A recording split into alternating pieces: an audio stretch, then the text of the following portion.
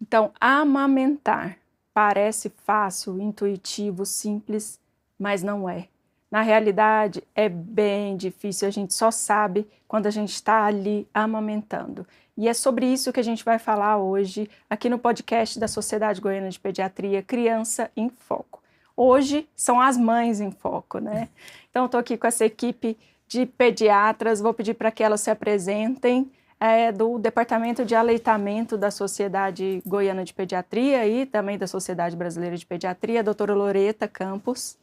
Obrigada, né? Então, primeiro agradecer a oportunidade de estar representando a Sociedade Goiana de Pediatria, que a gente sabe que tem um peso muito grande na luta, né, pelo aleitamento materno, e fazer parte do departamento também é uma honra. E é um tema muito importante, né, que a gente tem que falar. Então, eu sou Loreta Campos, pediatra, sou consultora internacional do aleitamento materno. Estou sempre junto com a Simone na luta, né, para a gente conseguir aumentar as taxas de aleitamento nos nossos consultórios e também com palestras, com campanhas, que é realmente a nossa paixão. Ah, que bom. Doutora Simone Ramos. Obrigada pelo convite, é sempre um prazer falar de aleitamento materno. A sociedade é uma grande parceira, eu tenho muito orgulho de fazer parte. Todo mês de agosto a gente fala, nossa, tem mais campanha, a sociedade está ali sempre nos apoiando. E nós, eu, Loreta e a equipe do Comitê de Aleitamento Materno, a gente trabalha muito e a gente tem tido grandes frutos. A gente tem feito muita palestra, campanha. Ontem nós estávamos na OVG com as meninas de luz, que são adolescentes de 10 a 20 anos, que a gente tem feito um trabalho ali de prevenção, ensino, colocar ali para amamentar.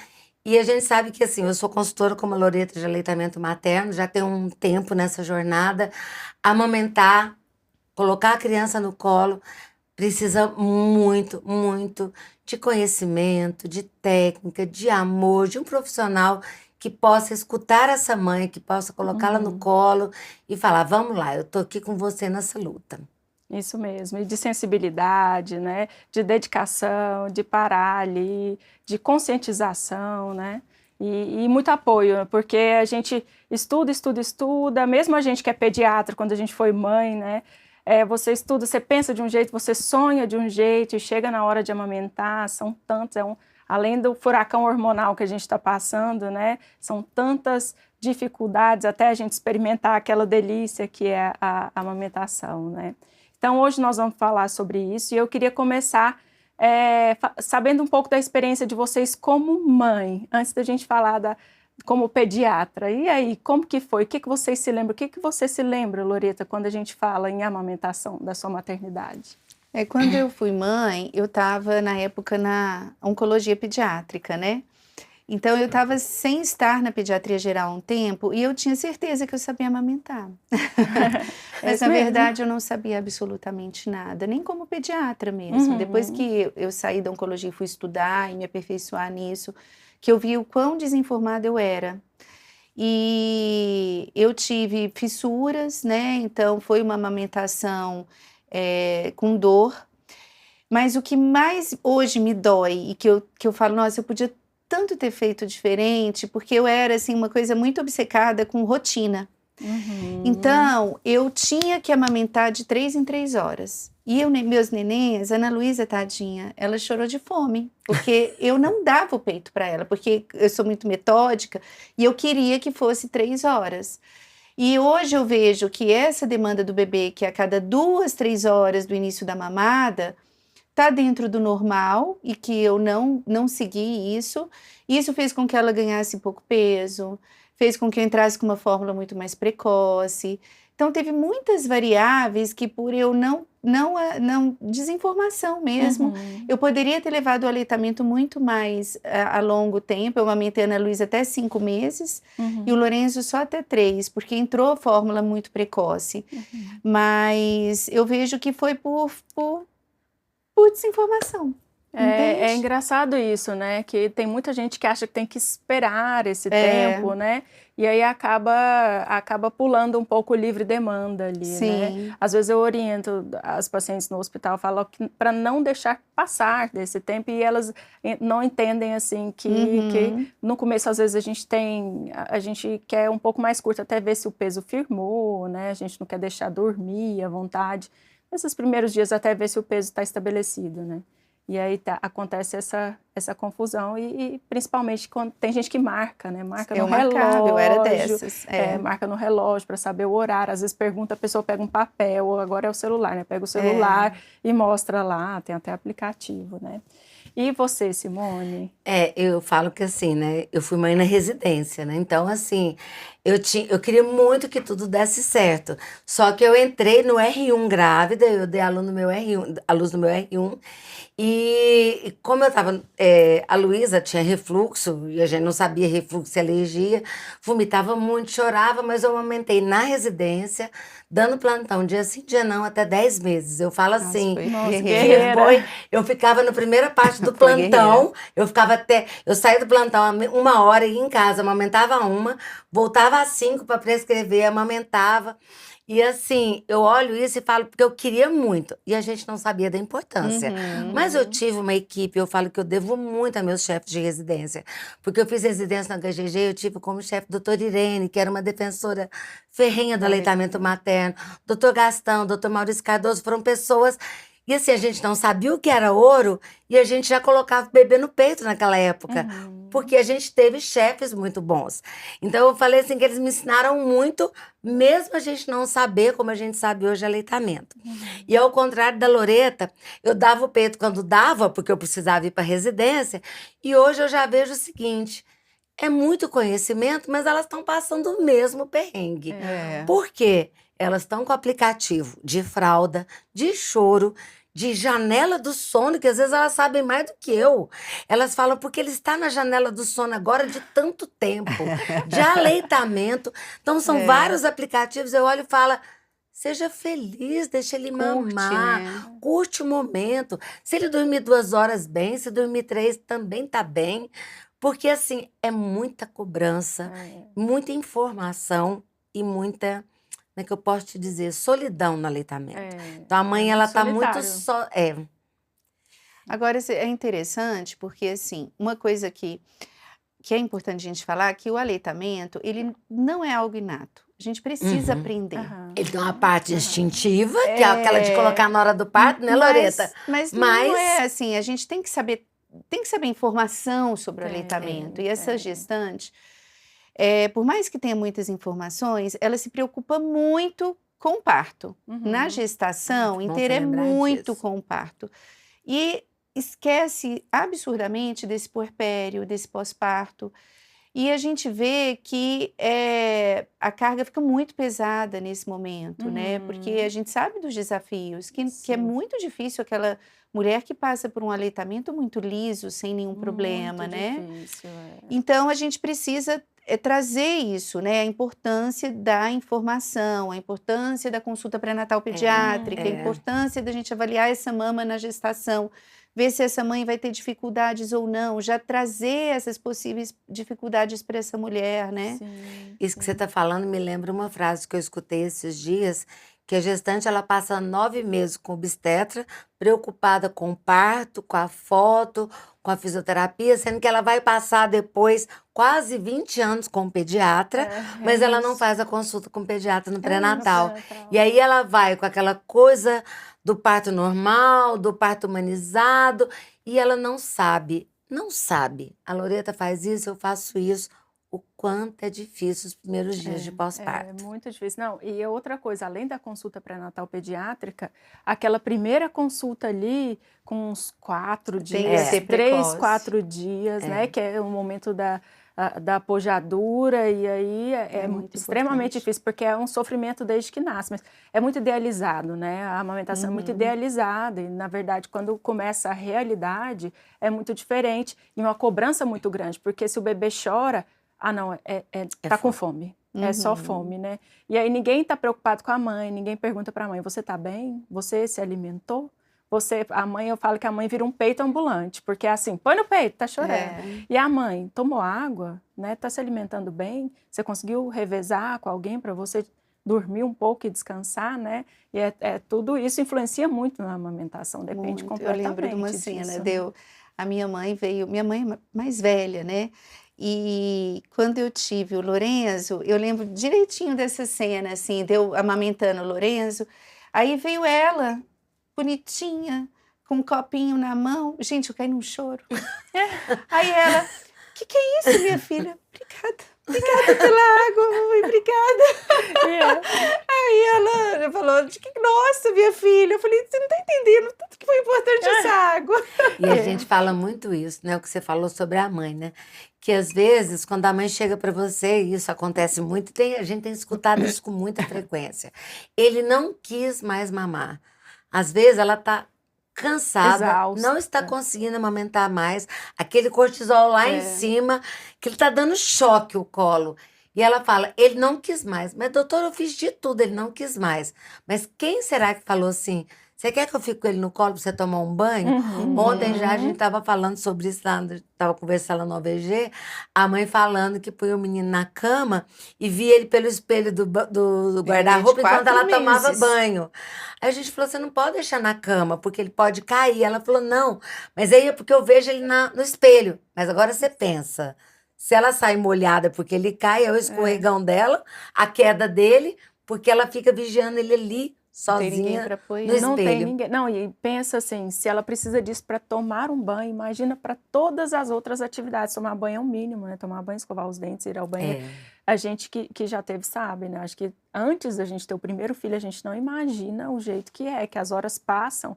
E quando você vê, você tá ali cuidando e não fez nada nem da sua rotina básica de higiene, né? Eu falo que a gente valoriza as pequenas coisas. Um banho demorado, comer comida quente, né? E não, comer assim... Comer sem estar com o menino no colo, né? É sentar e fazer uma refeição, né? Porque assim, é uma garfada e aí faz alguma coisa. Aí sai, levanta, a criança chora, você pega. Exatamente, comer uma comidinha quente. E a gente estava falando sobre a consulta pré-natal pediátrica. O que você orienta, Loreta, nessa consulta, assim, em termos de o que fazer na gestação? Você fala para preparo da amamentação? Isso, Não existe hoje uma recomendação de preparo da mama, porque antigamente falava assim, olha, para seu peito não machucar, você vai tomar sol, ou vai passar bucha, e a gente sabe que essas orientações já não existem mais, até porque você tira a proteção do mamilo e a chance de você machucar esse mamilo é muito maior, né? Mas em relação ao preparo do aleitamento materno dentro dessa consulta pediátrica, o mais importante é a gente trabalhar com essa mãe. Primeiro, vamos olhar essa mama, vamos ver como que é o mamilo, se ela vai ter alguma dificuldade, se ela tem uma redução de mama, porque é uma mulher que a gente vai ter que ter uma atenção maior com o peso do bebê, se tem prótese, como que é a rede de apoio dessa mulher, o que ela sabe, que informação que ela já tem, o que esse bebê, como que ela vai saber se esse bebê está mamando ou não, para ir trazendo segurança nesse processo. Foi um bebê desejado, tem hipotireoidismo, tem depressão, já teve outro filho com depressão no pós-parto. Então, assim, eu falo que você não precisa necessariamente depois ser minha paciente, mas essa consulta no pré-natal te dá algumas informações que você não imagina que saiba. Que às vezes você não tem a menor noção. Antigamente, todo mundo sabia que o leite ia descer por volta do 4º, 5º dia. Hoje eu não entendo. Todo mundo acha que no 2º dia não tem leite. Precisamos dar uma fórmula. Não está produzindo, né? Eu não estou tendo leite. Não mesmo, né? Não vai ter agora. Calma, Isso, mas é muito importante. Mas isso é difícil, assim, isso vem até dentro do hospital, né? Então, muito assim, difícil. é uma luta muito grande, porque Muito grande. e na hora que você chega para uma mãe de um dia fala, olha, você não tem leite, parece que você já trouxe uma insegurança absurda nela nesse processo. Eu falo que aquela mesma avó que sabia que o leite ia descer no 4º, 5º dia, é que fala, você tá deixando ele passar fome, seu leite não desceu. Que espreme e fala, não tá saindo nada. não, e é isso mesmo. Eu sempre brinco, eu falo com umas amigas minhas, se eu fizer isso, porque a gente passa por toda dificuldade, né? Parece que esquece. Parece que depois esquece e a gente tem que aprender isso, tem que aprender esse companheirismo entre mulheres, né? Ao invés de apontar o dedo, a gente ajudar a falar assim, não, é assim mesmo, eu também passei por isso. Você falou da redução de mama, Loreta, eu não compartilhei a minha experiência, né? Mas eu tinha feito uma redução de mama 15 anos antes de eu ter meu primeiro filho. E foi, assim, uma frustração a amamentação para mim, porque não consegui, não tinha a produção, mas não tinha Você tem quantos drenagem, não filhos? saiu, eu tenho 2, tenho No segundo foi mais fácil, né? Foi mais fácil aceitar, né? Não, mas no segundo não desceu mais fácil, não? Não, E mexeu em areola? Mexeu em areola, foi muito, isso, foi uma cirurgia muito grande, assim, há muito tempo atrás, né? Hoje isso já tem o quê? Uns 25 anos. Então foi há muito tempo atrás, eram outras técnicas. Agora, a não ser quando mexe na areola, tem umas técnicas que já permitem um aleitamento exclusivo. Tem gente que consegue ficar, mas com acompanhamento bem Mas você sabe o direto, que é? né? É porque é o seguinte, às vezes a pessoa não fala pra você, olha, a pessoa que faz uma redução de mama, uma mastopexia com retirada, de cada 10, 20 vão amamentar. E nós estamos trabalhando com taxas de 48% de uma mãe que não tem. No segundo filho, atualmente, com as novas técnicas, por ali desobstruir pelas fibroses do primeiro, ele aumenta, chega quase iguais às taxas de aleitamento que nós temos hoje. Nós estamos em 48 com meta de 70 até 2030. Metas super ousadas, na minha humilde opinião. Mas são as metas do OMS, né? Mas assim, quando você vai fazer, seu médico não fala para você, olha, de cada 10 que vão fazer redução, 2 vão amamentar com dificuldade. Aí você pensa, será que eu vou fazer agora? Eu acho que faz, porque adolescente faz do mesmo jeito, né? Ela fala, eu quero ser bonita hoje, eu não vou esperar para depois. Mas é um número grande daquelas que vão ter dificuldade. É grande, alto, né? E aí, até porque a gente pensa que você vai fazer parte dessa mínima dos porcentagem dois, que né? vai conseguir. Que vai dar certo. E aí aí eu fiz translactação, aquela coisa. Nossa, eu já tentei de todas as formas até aceitar. E aí, assim, a culpa, né? Aí o bebê tem cólica ali para um mês. É porque eu estou amamentando misto, não estou amamentando suficientemente, não é leite materno, e enfim.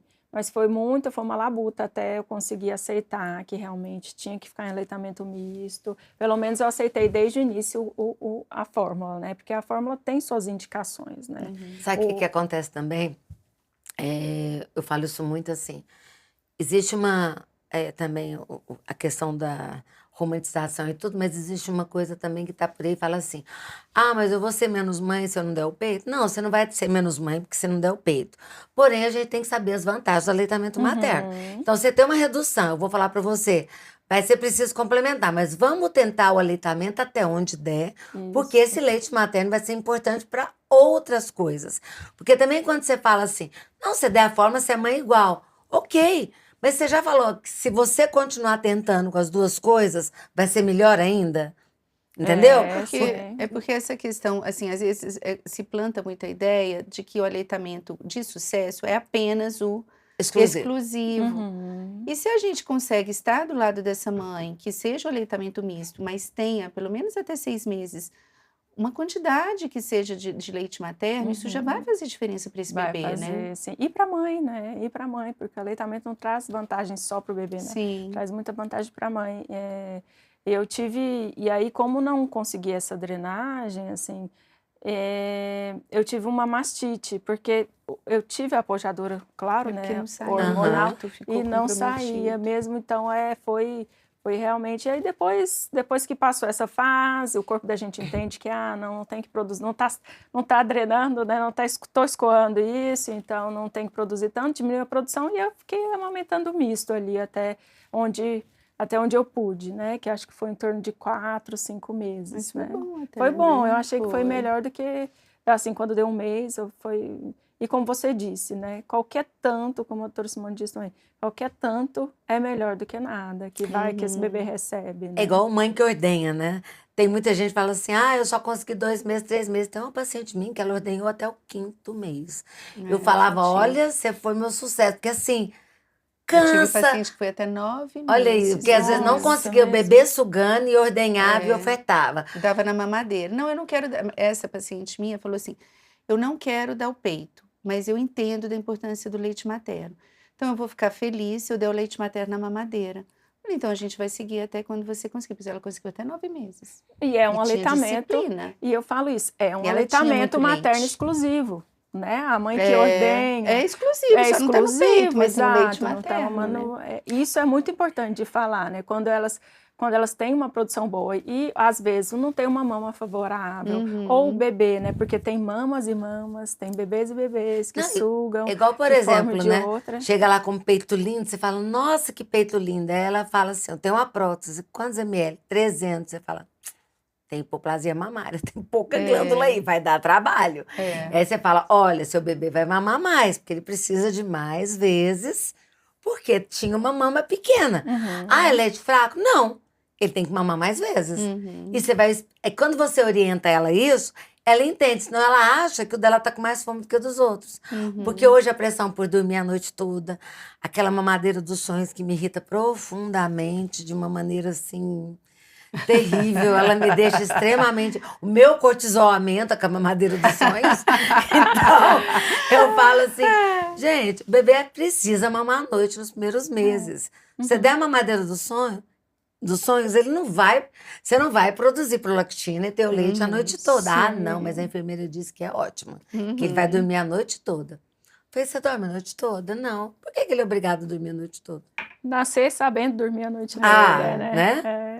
É muita pressão, né? é Acho que a mulher engraçado. sofre muita pressão. E é uma questão assim, é importante a gente trabalhar com essa mulher uma expectativa tão não real da realidade. Uhum. Porque assim, uma mulher com um recém-nascido, e é tão interessante, eu fico analisando no consultório, que é assim, tem uma que você pergunta, como que tá o sono do bebê? Ah, eu acho ótimo isso Tá também. maravilhoso. Quantas vezes ele acorda quando às 5? Ele acorda assim 3, 4 vezes à noite, não mama e dorme. Loreta, tá ótimo.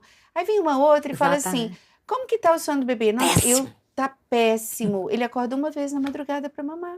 Aí fala assim, Ele Você ainda acorda de entende? não, madrugada. aí fala assim, É. nossa, tá péssimo, ele acorda às 5. Eu falo, por que você não acorda às 5? Vai ler uma Bíblia, vai fazer uma ginástica, faz um café. Quantas mulheres estão acordando às 5 para fazer alguma coisa no silêncio, né? Acorda às 5 da manhã, eu queria que fosse até às 7. É É muito desse jeitinho que a Loreta tá interessante falando, a como é- expectativa de cada um. De É né? igual cada um. dor, né? Cada um tem um limiar. É isso. E aí foi falado aqui na hora ouro, né? Quais as considerações, doutora Simone, da hora ouro? Ah, eu nem tenho consideração, eu só tenho a dizer que ela é fundamental, imprescindível, só que muita mãe não sabe que ela tem o direito e o médico tem a obrigação de colocar esse bebê no colo dela, né? Independente da via de parto, né? Que é uma coisa Independente importante. hoje se for um prematuro em boas condições, né? Sim, exato. Então hoje a gente sabe disso também. Um pré-termo em boas condições é como se eu fizesse o bebê canguru com ele, né? Uhum. Eu tô melhorando temperatura, frequência cardíaca, glicemia, favorecendo a descida desse leite e fazendo contato. Esse contato da flora, da biose, dos micro-organismos, das bactérias, tudo aquilo ali que tem aquela troca ali naquele momento. Então, a via de parto, você falou, é muito importante falar que na cesárea, então, fazer essa hora ouro favorece a descida do leite, que pode Sim. atrasar na cesárea. Isso mesmo. E é totalmente possível, né? Nossa Fazer Senhora, na cesariana, é totalmente possível. E outra coisa é que tem comprovado que esse aleitamento se estabelece muito mais cedo nos bebês que são colocados Isso. nesse contato pele a pele e contato com o seio. E outra coisa que eu acho importante falar para as mães também é o pele a pele, o contato com o seio não é necessariamente uma sucção. Isso. Pode ser o contato com o seio sentir o mesmo, cheiro. sentir o cheiro, uma lambida, uma boquinha ali em contato. Alguns sugam de imediato que eu digo ali com uns 20, 30 minutos. Né? Alguns sugam, alguns sugam. Mas não são todos que sugam e está tudo bem, desde que esteja ali no colinho da mãe, com todas essas vantagens que você citou, né? Então, é muito interessante. E como você disse, isso de forma muito sábia já era feito, né? Agora ganhou esse nome de uns anos para cá, ganhou esse nome chique, mas isso aí já tem muito tempo que é feito, né? Que é estimulado e agora a gente conhece, assim, todas os benefícios científicos aí disso, né? E aí a gente mantém, né, o maior tempo possível, não separa a mamãe do bebê, né? Eles ficam ali juntos, eles vão para o alongamento conjunto juntos, que é uma coisa também que já caiu há muito tempo, que era o bebê que ia para o berçário, né? O banho, né? O banho depois das 24 horas, que também é algo que estimula a estabilidade. Mudou tanta Tem uma coisa avó que falou demais. pra mim assim, não, tive que fazer curso, mudou tudo. Falei, mudou tudo. Mudou tudo. O banho, por exemplo, tem maternidade agora que não tá dando antes da alta, né? Não dá. Não tá dando, vai porque embora no sem o mínimo- primeiro banho. Isso, no mínimo 24 horas, né? E não tem uma obrigatoriedade de dar nas Exato. próximas horas, né? E tudo depende da estabilidade do bebê, né? bebê. Outra coisa que perguntam também com frequência é qual bebê que pode fazer o pele a pele e qual bebê que não pode fazer o pele a pele, né? Então, assim, nasceu com uma boa vitalidade, Isso. chorou, tá ativo, a gente coloca mesmo os bebês prematuros, né? Então, acima de 34, e agora já teve até uma mudança aí, né? Que os bebês com boa vitalidade, acima de 32 semanas, já também vão ser estimulados a colocar aí no pele a pele, desde que possível, né? Claro que um Isso. bebê... Se não tiver nenhuma intervenção, não né? tiver nenhuma intercorrência, se o bebê não tiver com desconforto respiratório, aí sim a gente vai ter que observar de outra forma, né? Mas nascendo bem, que o prematuro, então, tem que acabar com esse tabu, porque também estimula a normotermia, acalma os batimentos cardíacos, né? É muito, muito interessante. E quais são as dificuldades que vocês mais pegam no consultório, nesses primeiros dias ali, próximo da pojadura, essa primeira consulta que vocês fazem, entre 3, 4 dias aí de pós-nascidos aí? Eu acho que a maior dificuldade nessa fase, que é nessa descida do leite, é quando o peito mais machuca. Então, a gente tem que estar muito do lado dessa mulher, porque ela, como o peito está muito endurecido, às vezes o bebê abocanha e ele escorrega, então, e machuca muito essa mãe. Então, nessa descida do leite, a gente tem que estar muito perto dela, para ensinar massagem, ensinar a esvaziar a areola, fazer a pega correta, né? Que é o momento realmente mais desafiador. E a gente sabe que a dor ela é uma das maiores causas, a principal causa, né, de desmame precoce. A dor é a sensação de meu leite tá pouco, né? Ela tem a sensação do meu leite não desceu, então meu leite não desceu, vai ter que dar alguma coisa. E aí eu falo que o desafio e não tem nada, não tem crítica, a gente retira a fórmula. Quantos pacientes chegam, a gente faz consulta de 2 em 2 dias, consegue retirar essa fórmula, né, Loreta? Sim. Deixa a mãe segura, Mais né? segura. De que o peso está ficando adequado, e muitas vezes elas chegam também, né, com a apojadura, como você disse, Loreta, com o seio assim, as mamas Engurgitado, né? túrgidas, Muito engurgitado. e tá com a fórmula, e aí não foi orientada, vez alguma, a ordenhar esse seio, né? Ou orientada aqui, por exemplo, tem gente que acha que, meu leite empedrou, eu vou colocar água quente para desempedrar, que é algo que, assim, que é um mito, né? Que elas, até hoje, quando a gente fala com elas, não, agora você não vai colocar nada quente mais. E aí elas falam, mas vai desempedrar? Não vai, né? Então, Simone, o que você orienta no consultório quando está com essa mama empedrada? Primeiro que agora a gente tem que saber se teve apojadura ou não, né? Porque antes de ter apojadura, vai ficar engurgitada. Agora, se tiver aquele peito que você vê que tá ali com área de empedrar, fazer as manobras, fazer o saculejo, colocar ele para mamar de formas diferentes. E aí a gente tem que passar segurança para ela.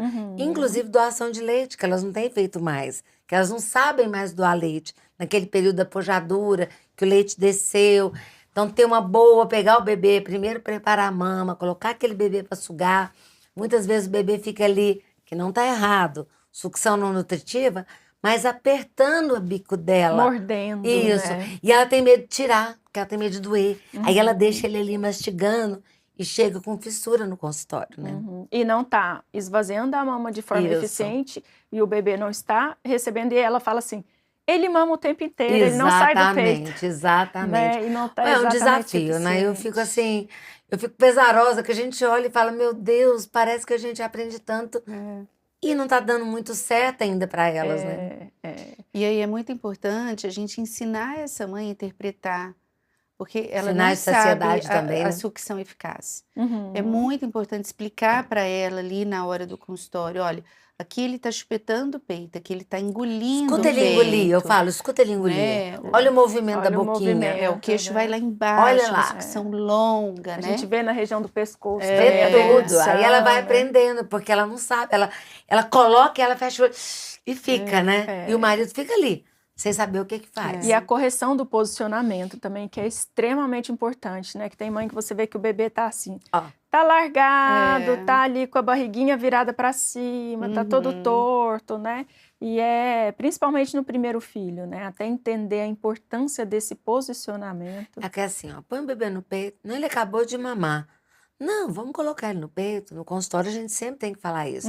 Porque se acabou de mamar, às vezes é porque ela tá com medo de doer. Não necessariamente porque ele acabou de mamar, ela tá com medo de colocar ele ali. Vamos ali colocar? Quantos aleitamentos a gente não consegue recuperar vendo ele amamentar, colocando de novo? Esse primeiro mês, ele é muito...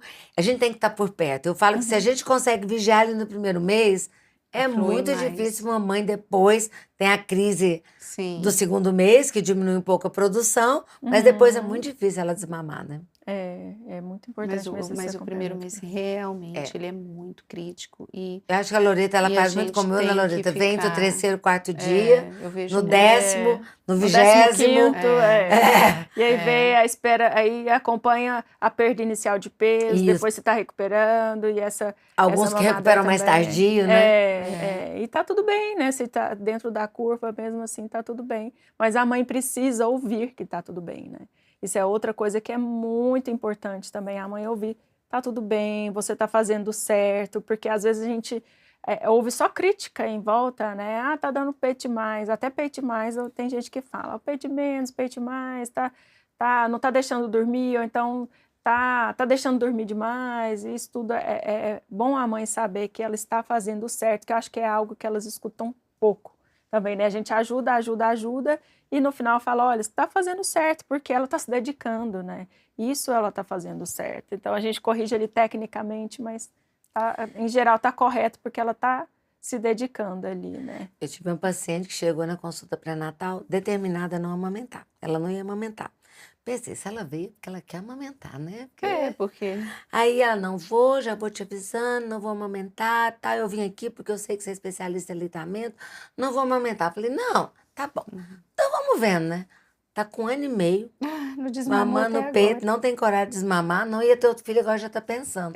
Eu falo que tudo é você mostrando a importância, né? Então você fala assim, é igual vacina. Aí essa aqui, outra falou, ó, eu sumi, né? Eu tava com medo de ganhar bronca, porque eu não vou fazer vacina. Eu falei, não vou.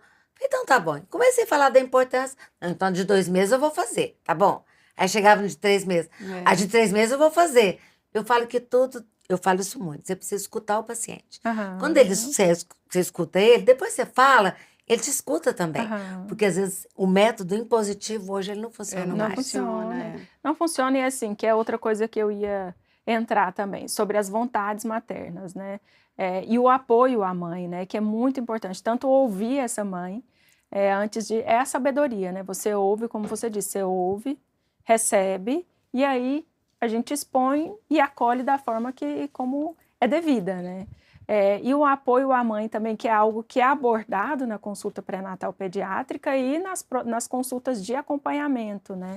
Então, saber dessa rede de apoio, né? Quem que vai te ajudar, né? Quem que vai... o pai é um pai presente, não é? Outra coisa, vocês conversam com esse pai nas consultas de Sempre. puericultura, conversar com o pai, né? Às vezes tem até que dar uma chamada, né? Perguntar o que você está achando disso, daquilo, tem que fazer isso, tem que fazer aquilo. E principalmente falar para ele a importância dele, né? Porque às vezes o pai é o primeiro que percebe uma depressão materna. Ele fala, olha, ela só vem chorando, só tem chorado. Porque ela não quer contar às vezes, ele tá ali vendo. E outra coisa é também ela ensinar ele e ela permitir que ele ajude. Sim. Porque muitas vezes a gente não permite, né? Não permite. Eu fui assim, nossa, eu era uma leoa. Aí, ó. A gente não coloca o homem na relação. Não. E é muito engraçado, porque assim... Deixa ele trocar a fralda. Não, ele não sabe. não deixa, né? Não deixa errar, não deixa... E critica. Aham. A gente tem que ter sabedoria nessa Ainda vida. tem outra coisa, que agora elas arrumaram que homem não troca fralda de menina, né? Ai, gente, por Que hoje que tá nessa... isso? Pois então. Eu falo pra É. que Nossa, isso? meu. Não, você não tem noção. Isso tem muito Eu- no consultório? Muito. Tem. E tá aumentando. Eu Tá falo, para aumentando. com isso, gente. Sabe? Tem uns negócios. O pai, mas o pai, gente, como É, assim? não, É. ele... Não, eu não troco, porque ela é menina. E homem não troca fralda de menina. Eu falei, troca.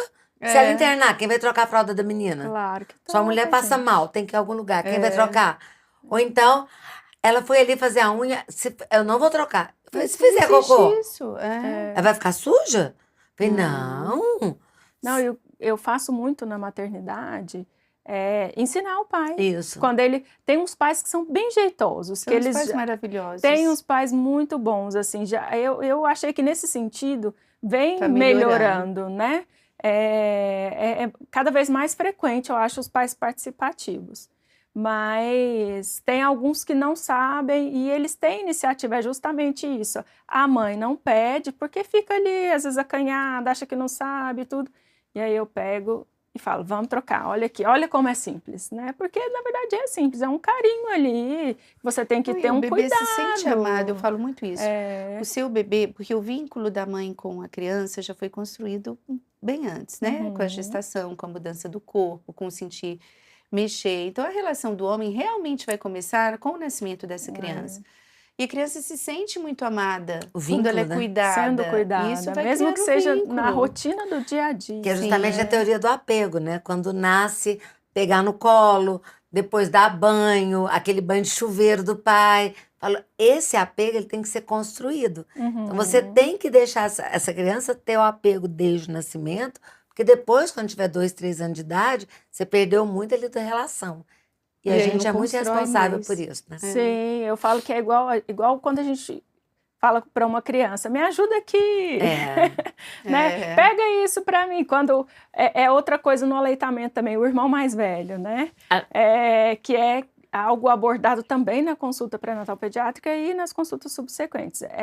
Que a gente fala, inclua, né? Primeiro, dedique tempo também ao seu outro filho, Isso. né? E aí, para isso é importante o apoio, a sua rede de apoio, o pai, a avó, uma babá, e deixar um tempinho o bebê para você sentar com seu outro filho, com seu filho mais velho, né? Eu estava dizendo, a gente pede para a criança, pega uma fraldinha lá para mim, e dá a sensação de utilidade nela, né? Mesma coisa o pai, né? Faça isso, faça aquilo. E para incluindo nessa rotina do dia a dia. Então, a gente falou em aleitamento materno exclusivo, sobre o tempo de amamentação. O que vocês acham? Então, hoje se recomenda, né, pela Organização Mundial de Saúde, o aleitamento até 2 anos de idade. Ou mais. Ou mais. Eu já tive paciente que até 6 anos estava lá, duas vezes no dia, amamentava a mãe de manhã e à noite, só em casa, mas eu falava, esse desmame é da mãe, nem é tanto da criança. Mas eu acho que o máximo que a gente conseguir estimular, principalmente nesses 2 anos, mas se for da vontade dessa mulher amamentar mais tempo, não vejo problema nenhum em relação a isso, né? E que é a minoria que vai acontecer também, mas a gente conseguir estimular e falar da importância desse aleitamento materno até 2 anos, eu acho que é um papel importante nosso. Isso. E o desmame, o que normalmente vocês orientam sobre o desmame, essa fase de desmame, como ela deve, ou como ela pode acontecer? Eu acho que o desmame ele tem que ser construído, porque as mães, depois que eu brinco, eu falo, depois que elas pegam amor, né, na amamentação, elas acham que a livre demanda é a criança continuar com 1 ano de idade, mamando 3 vezes à noite, a hora que ela der birra, a hora que ela chorar, mas não é livre demanda? Aí eu falo, você tem que organizar. Porque quando você organiza e a criança mama de manhã, depois do almoço, na hora de dormir, você não vai chegar com 1 ano e meio e falar, não aguento mais, esse menino mama a noite toda, porque ela não organizou. E aí esse desmame vai ficando mais difícil, porque ela sai da fase oral e aí ela quer mamar, mas por birra, conchego, igual chupeta, né? Então, se você não organiza, ela não vai tirar fácil. Ao passo que se você dá de manhã na hora do almoço, na hora de dormir, depois você dá de manhã na hora de dormir, depois você dá na hora de dormir, e tira tranquilo. Não é aquela coisa assim, eu vou passar pimenta, não vou passar borra de café. Vou deixar dormir com a avó, vou ficar 3 dias fora. Esse dia uma amiga minha É. falou isso, paciente minha pediatra. Eu falei, não adianta, o dia que ela voltar, ela vai agarrar no seu peito. E aí, vai ter leite. E essa fala da Simone, eu acho ela muito importante, porque assim, a gente divulga e batalha muito pela livre demanda, mas a gente tem que entender que a livre demanda, ela é muito nos primeiros meses. Depois, a gente precisa conversar com essa mãe, que ela é muito mais do que peito. Então, essa criança chora, não é tudo resolve só com esse peito, entende? Porque senão, vai chegando uma criança de 1 ano, 2 anos, é aquela que mama o tempo inteiro, e vai chegar um momento que essa mulher vai se desgastar. Isso desgasta o cuidado com ela mesma, desgasta a relação com o filho, que ela não sabe outras formas de acalentá-lo, desgasta muito a relação com o esposo. Essa mulher fica exausta. Então, acaba que o aleitamento materno fica um pouco de um... Como que chama? Moeda de troca.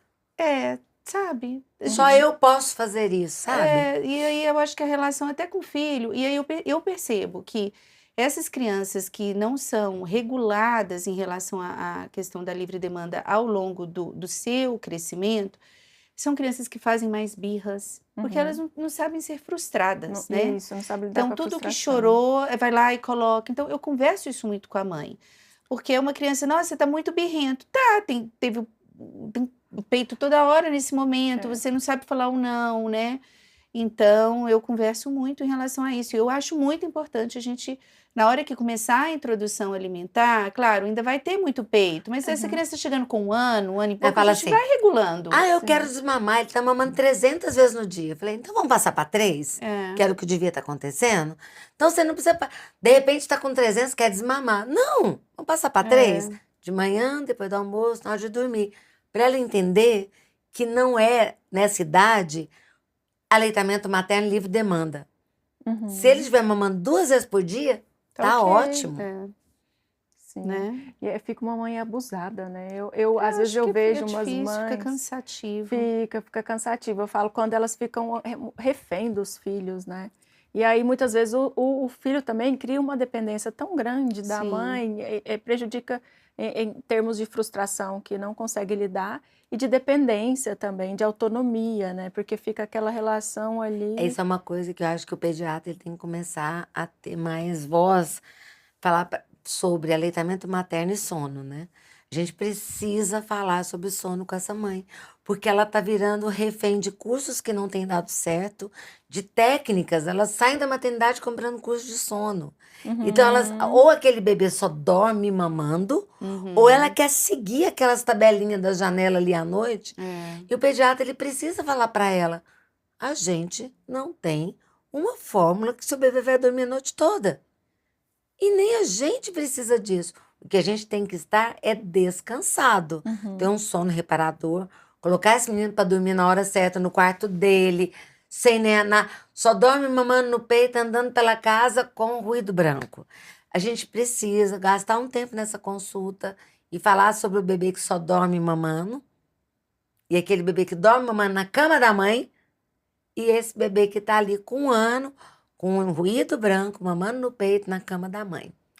E eu acho que tem um outro lado também, que assim, hoje, com essa questão do aleitamento, você é muito mãe se o seu bebê acorda 7 vezes à noite, você dá o peito todas as vezes.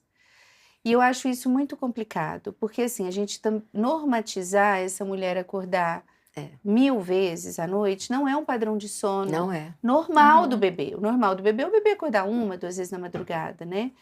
Mas ela não consegue organizar isso sem ser com peito. E aí vira uma associação do peito com sono. E isso desgasta muito. Eu já tive mães que bateram um carro, entende?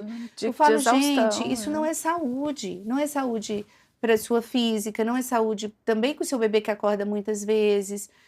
E aí a gente tem que orientar, né? Orientar que esse bebê ele tem resmungos à noite, não necessariamente tudo é peito. Não está no horário do mamar, você acabou de mamar 1 hora, não precisa dar o peito naquele momento. Então a gente vai organizando esse sono de uma forma que não fique Essa coisa desgastante, que o sono Desgastante. faz muita diferença na nossa vida, né? É Faz. questão de saúde, né? E outra coisa que, assim, que eu sempre bato na tecla também, que alguns pais falam, ah, não, eu não tenho peito. A mãe que tem o peito, ela pega e dá o peito. Não, não tem peito, mas você tem colo, né? Você pode pegar, trocar, ninar, né? Às vezes Pode revezar à noite, pode né? revezar. Se tem 1 hora e meia que mamou, não tem sinais de fome, né? Porque outra coisa que a gente faz com a mãe também é ensinar a reconhecer os sinais de fome. Não tá com sinais de fome, então acalenta. Ou às vezes esperar um tempinho, né? Como você disse, Lorita. Tem uns resmungos. Às vezes Espera vai um demorar pouquinho, às vezes vai minutinho. voltar a dormir ali, dá uma batidinha ali nas costinhas, ver se volta a dormir. Nem tudo é peito, né? E tem o pai para dar o colo também, ou outra pessoa que esteja ali dividindo esse cuidado, né? Para dar o colo também, não necessariamente peito, peito, peito, peito, resolve todas Eu tinha uma as questões paciente do que era tão sono. engraçada, ela tinha gemelar. E eles dividiam a madrugada, mas era como se fosse plantão médico. Dava assim, 3 horas da manhã, era assim, podia Era o faltar horário um do minuto, outro. tipo assim, toma, agora é sua. Mas é isso, tem que ter essa divisão. Então, ter essa rede de apoio à noite é muito, principalmente para a mãe. Minha mãe não ficava aqui comigo, mas eu tive uma rede de apoio de enfermagem até 3 meses, 4 meses. E depois era eu, porque eu não podia contar com meu ex-marido, né? Porque ele não sobrevive à noite, eu não sei, assim, não Então, consegue. isso é frequente também. Não, então, eu tinha que trabalhar o dia inteiro, então é puxado, a gente fica muito puxado. cansada. Mas eu acho que hoje, olhando, eu que coloquei esse movimento, entende? Sim. Mãe leoa demais, Sim. mãe. Então, na verdade, não era ele, fui eu que organizei esse cenário. Mas aí eu tive que dar conta do cansaço durante muitos anos, né? E até voltar ao nosso padrão de sono, né? E aí logo depois vem outro filho. E aí, mas a gente estabelece muito isso, né? Eu falo, no meu primeiro filho, eu não deixei ninguém cuidar. Meu marido, ele sempre foi muito presente, assim, ele gosta da paternidade, sabe? E ele fazia, mas era só nós dois. Ele bateu um carro um dia voltando, o Davi tinha meses, ele cochilou, era assim, meio-dia. E aí parou num sinaleiro e cochilou. Quando viu, bateu no carro da frente. Porque realmente tem que revezar, né? E aí eu não deixava a avó, eu não descansava, eu revisava só com ele. E meu filho não dormia nada, ele era assim muito ativo desde pequeno. E eu revezava só com ele, e foi muito cansativo. Aí na minha filha eu já tinha estabelecido uma rede, e tinha babá ajudando, eu já deixava as avós chegarem mais, não estava tão leoa mais. Aí foi bem mais leve a maternidade da minha filha, mas porque eu fiz aquilo no primeiro filho, né? Isso. E é muito importante a gente conscientizar essa mãe disso, né? Sempre que eu vou dar uma alta na maternidade, eu falo, agora teve uma mãe especial, com uma pessoa muito querida, e eu vi ela eu a vi assim, sendo gentil com todo mundo. Aí no dia da alta eu falei para ela, você vai ser gentil com você. E ela até chorou, igual falou, você pega da água, né, da água da sua mãe. E ela chorou, aí olhou pro marido assim, não queria chorar perto dele. Falei, você vai ser gentil com você, eu te vi ser gentil com todo mundo, até quem entrou lá para dar palpite, assim, excessivamente gentil. Então, agora, gentileza, aí eu falo para as avós, vai perguntar o que a pessoa precisa, o que ela quer, ao invés de falar, põe no peito, dá ordem, né? Dá ordem para a mãe, põe no peito, faz isso, faz aquilo. Agora me dá. Você não sabe se aquela hora ela quer pôr no peito ou se ela quer te entregar o bebê. Tem uma coisa, tem outra, né? Às vezes ela tá sentindo bem, tá tudo bem. Eu falo assim, é uma rede de apoio mesmo? Entendeu? Porque às vezes é rede de agouro que eu falo, né? Então, assim, que seja uma boa rede de apoio, porque tem umas redes de apoio, na verdade, que é totalmente o oposto, fictícias, né? Então tem na hora que tem pavor da sogra, isso aí vai ser um caos, não vai dar certo, né? Vai. Então a gente tem que olhar todo esse cenário, né? Gente, foi um prazer. Vocês têm alguma outra consideração final, assim, para as mães que estão aí ouvindo? Não, acho que para encerrar, dizer que sai essa mensagem, né, de que o aleitamento é algo que a gente tem que se informar sobre, que a gente precisa, que a informação pode salvar um aleitamento, pode trazer leveza para essa maternidade, construir essa rede de apoio nesse processo, e porque a gente já nasce com a mãe com muita culpa. Então, o que a gente puder trazer de leveza no todo, né, e buscar isso, eu acho que faz com que a maternidade fique mais fácil e na delícia que é, né, de ser mãe. Sim. Eu acho que isso que a Loreta falou é muito importante. Esses dias um paciente falou para mim que eu transmitia leveza no maternar dela, que eu falava, vai dar certo, eu tô aqui, vai dar tudo certo, nós vamos fazer tal. Então, acho que a gente precisa falar para essa mãe que é possível, que se não for possível, a gente está ali também, escutá-la, entender quais são, porque às vezes aquilo que a gente está querendo não é o que ela quer. Então, nós precisamos escutar, entender nas entrelinhas. Então, às vezes, está tendo alguma coisa ali que eu não estou conseguindo entender, mas eu sei que tem alguma coisa errada. Então, essa mãe, ela está precisando de que alguém a escute, que o pediatra volte a ser aquele que fale para ela, nem tudo é difícil e é como você está escutando. Pode ser fácil. Pode ser como as nossas avós faziam. Vamos sentar aqui, vamos fazer um café, vamos conversar e vai dar tudo certo. Às vezes está precisando do bolo da avó, do café da mãe. Que a gente tenha mais compreensão, escuta, colo, porque a mãe está realmente muito sobrecarregada e muito preocupada, porque é muita coisa preocupando ela, né? É muita informação, né? Como foi dito no início.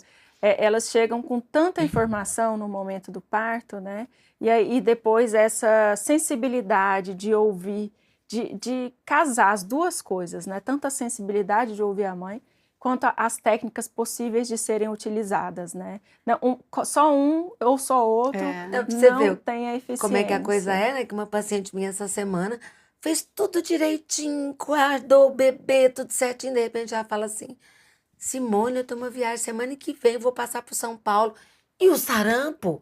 Então, assim, quando você pensa que você tem tudo sob controle, eu falo, ser mãe é saber que você também não tem nada sob controle. Nada está sob controle. Verdade. Obrigada, gente. Foi ótimo. Acho que a gente ainda pode ter vários papos desse, né? Ainda tem assunto assim na amamentação para muitos podcasts, mas foi um prazer. Espero que a gente se encontre aí em breve em mais algum outro tema ou amamentação para a gente discutir isso daqui. Amém. Tá bom? Com certeza. Obrigada a você.